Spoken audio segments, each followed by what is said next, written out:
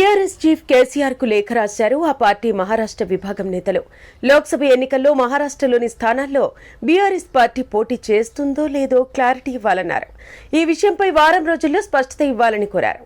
BRS లో చేరిన మాజీ ఎమ్మెల్యేలు, మాజీ ఎంపీలు, మహారాష్ట్రలో పార్టీ నియమించిన 6 కోఆర్డినేటర్లు ఇటీవల సమావేశమై తాజా రాజకీయ పరిణామాలపై చర్చించారు.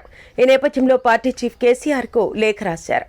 అసెంబ్లీ ఎన్నికలకు ముందు మహారాష్ట్రలో పలు బహిరంగ సభలు నిర్వహించారు కేసీఆర్.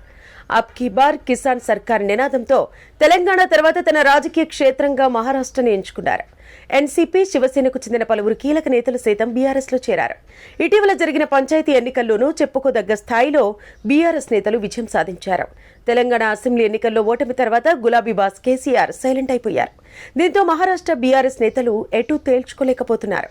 పార్టీ అధినేత వైఖరి ప్రకటిస్తే అందుకు అనుగుణంగా పనిచేస్తామని లేఖలు స్పష్టం చేశారు నేతలు.